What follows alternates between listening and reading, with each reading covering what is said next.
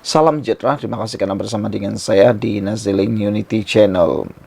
Kita digemparkan dengan keputusan Najib menarik balik rayuan berhubung perintah injuksi Mareva berjumlah 681 juta US dollar. Najib Razak menarik balik rayuan bagi mengenepikan perintah injuksi Mareva yang diperoleh 1MDB serta anak syarikat pelaburan strategik negara itu terhadapnya daripada melupus atau mengurangkan nilai mana-mana asetnya di Malaysia sehingga 681 juta US dollar. Peguam bekas Perdana Menteri itu, Muhammad Farhan Muhammad Safi, memberitahu mahkamah rayuan pagi ini bahawa rayuan itu telah menjadi akademik.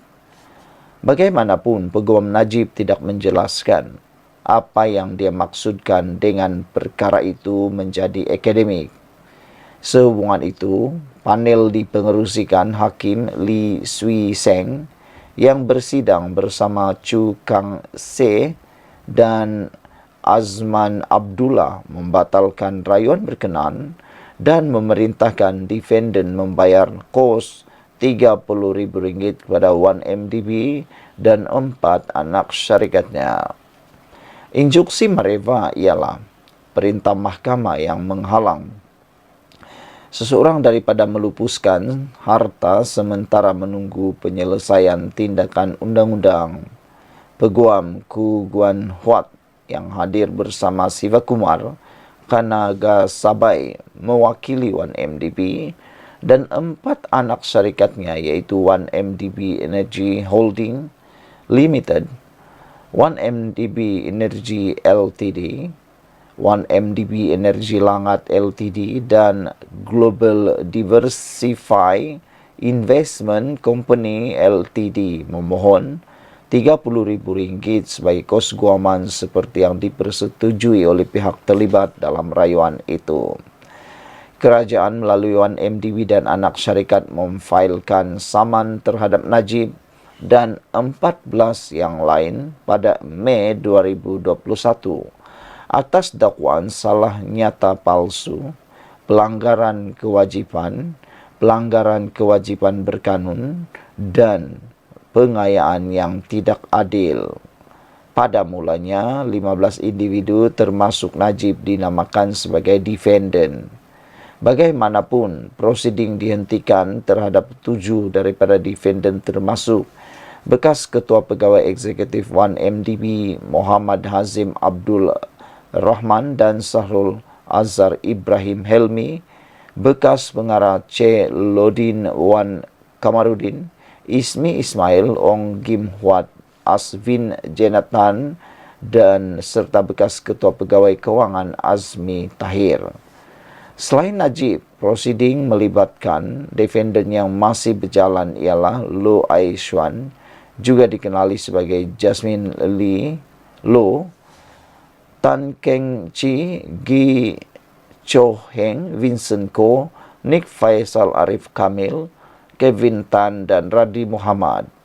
Pada 2022, 1MDB memperoleh injuksi terhadap Najib dan ejennya membekukan aset yang berkaitan dengan tuntutan 681 US dollar juta terhadap Najib sebelum selesai saman sivil.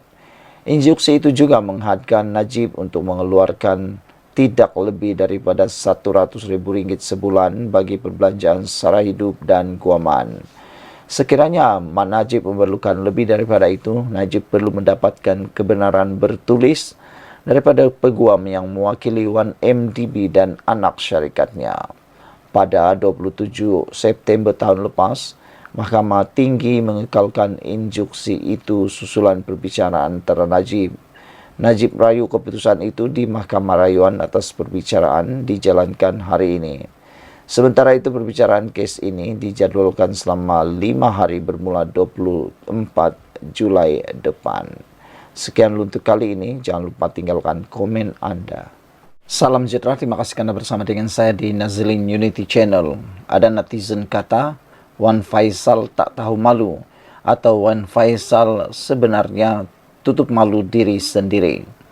Hari ini kita digemparkan apabila Wan Faisal yang dah digantung parlimen sebelum ini hadir juga ke parlimen. Wan Ahmad Faisal, Wan Ahmad Kamal tetap hadir ke parlimen hari ini walaupun sudah digantung daripada menghadiri sidang Dewan Rakyat selama 6 bulan bermula 18 Julai lalu. Saudara-saudara sekalian, yang mengejutkan kita ialah mengapa orang yang dah digantung hadir pula ke parlimen, padahal yang tak digantung pula tak rajin datang ke parlimen.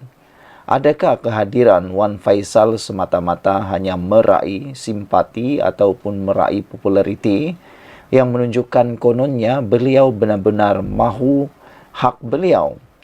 Sedangkan 3 top dalam pembangkang Muhyiddin Yassin, Hamzah Zainuddin dan Hadi Awang pula tak hadir ke parlimen. Mengapa 3 orang yang wajib hadir ini pula tak hadir? Orang yang tak boleh hadir pula hadir. Itu memang mengejutkan kita. Sejauh mana keikhlasan Wan Faisal hadir ke parlimen itu. Ahli parlimen Machang yang digantung kerana menggunakan surat layang dalam hujahnya itu memberitahu kehadirannya sebagai pemerhati. Tetap hadir ke parlimen sebagai pemerhati, kata Wan Faisal. Menyokong dan membantu rakyat-rakyat yang rakan-rakan yang berbahas, katanya di platform X. Pada 6 Julai lalu, ketika sesi perbahasan di Dewan Rakyat, Wan Faisal menuntut penjelasan berhubung keputusan penjualan sebahagian saham MAHB selepas dia mendakwa menerima surat layang mendedahkan dalang di sebalik keputusan tersebut. Malah mengejutkan banyak pihak apabila Wakil Rakyat Perikatan Nasional itu secara terbuka turut menamakan individu terbabit yang didakwanya pegawai atasan kumpulan wang simpanan pekerja KWSP. Dalam sesi penggulungan usul berhubung penggantungan Wan Faisal pada 18 Julai lalu, Datuk Seri Azalin Othman Said berkata, ketetapan perlu dibuat bagi mengelak budaya buruk dalam kalangan ahli parlimen yang merujuk kepada perkara tidak sahih dalam Dewan Rakyat. Tegas Menteri di Jabatan Perdana Menteri Undang-Undang dan Reformasi Institusi itu, ahli parlimen sebaliknya perlu mencari jalan menyiasat surat layang tersebut seperti merujuknya kepada Suruhanjaya Hak Asasi Manusia Suhakam, membuat laporan polis atau bertanya kepada menteri yang bertanggung jawab. Kita ini bertanggung jawab. Jika kita rujuk dokumen sahih, saya yakin kerajaan tidak ada masalah, tapi jangan kita pakai surat layang sebab kita akan membuat floodgate semua dalam Dewan Guna Surat Layang. Tanggungjawab kita buat undang-undang, bukannya tuduh ikut surat layang yang orang hantar. Saya faham dan simpati dengan Machang. Kalaulah Machang minta maaf atau cakap macam ni, saya mungkin silap. Saya dapat surat layang, saya tidak percaya tapi saya nak tanya betul atau tidak. Itu tiada masalah. Tapi beliau duduk, benda itu tular. Macam parlimen menyokong apa yang Machang cakap. Hanya kerana kita yang berhormat, jangan kita berkelakuan seolah-olah melebihi undang-undang, tegas Azalina. Beliau turut menambah nama pegawai atasan KWSP yang disebut Wan Faisal ialah pegawai kerajaan, sekaligus melanggar peraturan Dewan Rakyat yang tidak membenarkan ahli parlimen menyebut kelakuan atau sifat mana-mana pegawai kerajaan selain dalam menjalankan urusan sebagai pegawai kerajaan. Saudara, sekian untuk kali ini. Jangan lupa tinggalkan komen anda. Salam sejahtera, terima kasih kerana bersama dengan saya di Nazilin Unity Channel. Siapa yang tak kenal dengan Tun Faisal? Siapa yang tak kenal dengan Papa Gomo? Siapa yang tak kenal dengan Cikgu Ban? Tiga-tiga orang ini digelar oleh netizen sebagai tukang tunggang isu semasa. Ada saja isu, tak pedulilah isunya itu beratkah, isunya itu apakah, dia akan ambil dan menjadikan perkara itu isu politik, modal politik spin sana-sini. Terkini, Tun Faisal netizen melihat Tun Faisal cuba menspin, cuba mengguna isu GISBH dengan anak-anak ibu bapa GISBH untuk meraih simpati, untuk meraih perhatian daripada netizen. Nampaknya kaedah apa yang digunakan oleh Tun Faisal itu makan diri. Apabila bayangkan sendiri GISBH mengecam sidang media Tun Faisal. Saya sangka apa yang dibuat oleh Tun Faisal mungkin akan dapat kredit atau dapat perhatian atau mungkin dapat ucapan terima kasih daripada GISBH. Sebab seakan-akan Tun Faisal melindungi. Tapi rupa-rupanya apa yang dibuat oleh Tun Faisal makan diri sendiri. Makan tuan. Tun Faisal cuba konon-kononnya membantu ibu bapa yang anak mereka sedang di dalam pemulihan sekarang.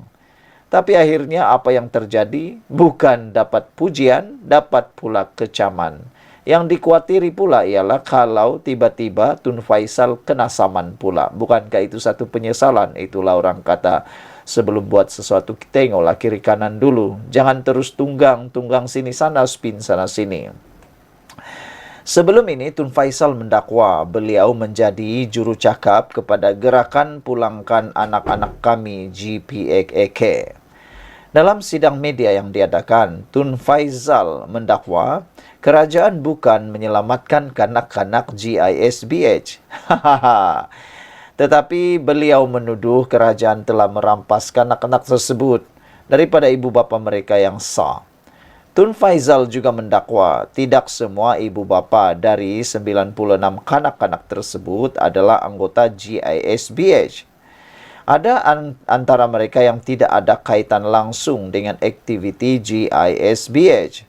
Tetapi ternyata apa yang didakwa oleh Tun Faisal adalah tidak benar.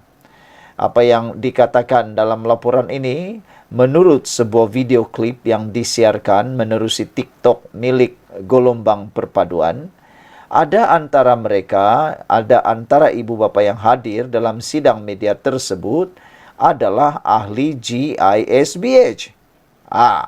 Jadi Tun Faisal kena jawab itu.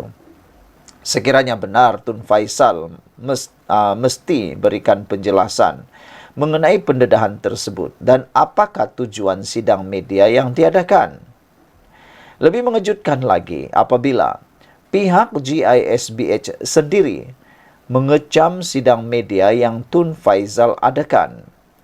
Kata GISBH dalam kenyataan rasmi, kami merayu semua NGO, persatuan, ahli politik, para profesional dan individu yang tidak dilantik oleh GISBH supaya menghentikan sebarang polemik, kata mereka. Ini bagi mengelakkan polemik dan masalah ini jadi lebih besar yang pastinya akan lebih merugikan GISBH. Jadi, Tun Faisal sudahlah menggunakan isu-isu luar untuk meraih simpati dan meraih perhatian. Carilah modal politik yang lain. Ini dah tahu bahwa ada beberapa negeri telah memfatwakan bahwa ada mengharamkan gerakan-gerakan tertentu. Jadi, kenapa nak disokong atau kenapa nak dipertahankan lagi?